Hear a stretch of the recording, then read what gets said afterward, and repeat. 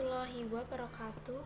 Perkenalkan, nama saya Cindy Ratnadiani, NPM 19144600100. Perkenalkan, saya Nurul Melida, NPM 191446001. Perkenalkan, nama saya Alfira Indahsari, NPM 19144600157. Latar belakang atau pendahuluan perlunya pendidikan inklusi di sekolah alam. Pendidikan inklusi di Indonesia secara resmi diartikan sebagai sistem layanan pendidikan yang mengikut sertakan anak berkebutuhan khusus belajar bersama dengan anak sebayanya di sekolah reguler yang terdekat dengan tempat tinggal peserta didik. Menurut O'Neill, model pendidikan inklusi berupaya memberikan kesempatan yang sama kepada semua anak agar memperoleh kesempatan belajar. Pendidikan inklusi merupakan perkembangan terkini dari model pendidikan bagi anak special need dengan memberikan kesempatan belajar bersama-sama tanpa memandang suatu perbedaan dan kesulitan dalam diri anak. Dengan demikian, dapat disimpulkan bahwa pendidikan inklusi merupakan bertujuan untuk menerima semua anak tanpa membeda-bedakan anak dari berbagai latar belakangnya, sehingga pendidikan berlangsung secara merata tanpa diskriminasi dan dikotomi. Adapun metode pembelajaran menggunakan pendekatan yang menghargai ragam kecenderungan gaya belajar dan kecerdasan majemuk peserta didik. Ragam gaya belajar tersebut antara lain visual, auditory, dan kinestetik. Visual learners adalah anak yang potensial mempelajari sesuatu hal melalui penglihatan, membutuhkan alat peraga atau gambar-gambar untuk membangun atau menstimulasi pemahamannya.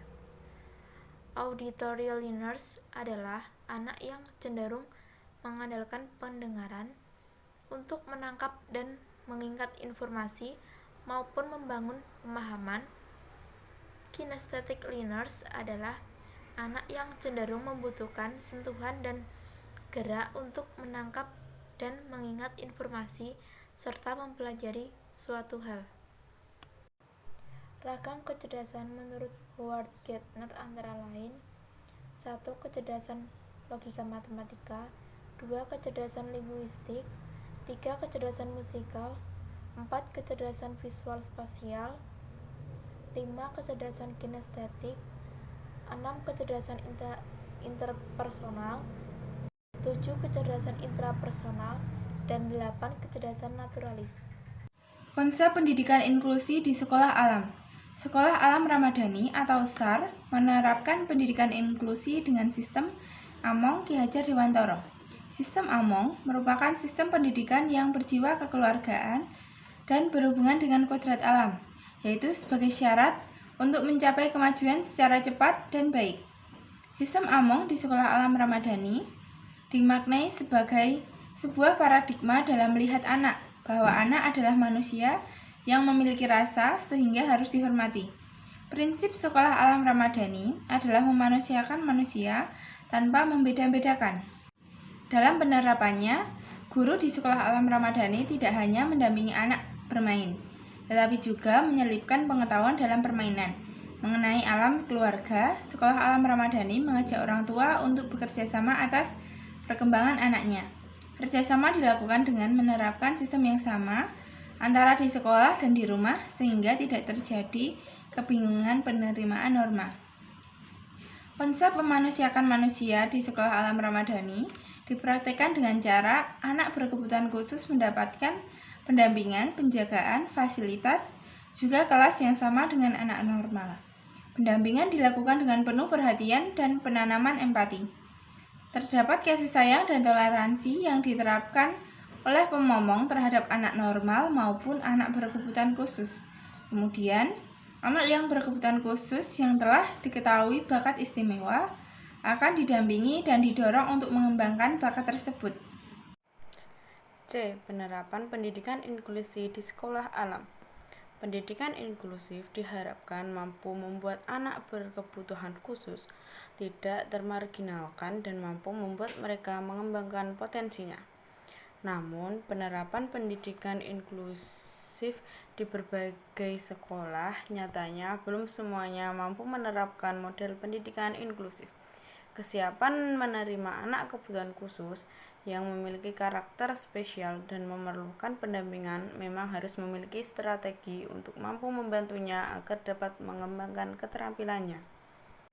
Sekolah alam yang menerapkan pendidikan inklusif sebagai bentuk dari salah satu lembaga pendidikan alternatif belum banyak dijumpai di kelembagaan pendidikan.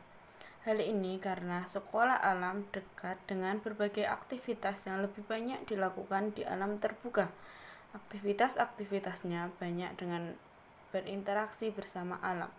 Hal ini tentunya membutuhkan anak untuk banyak gerak.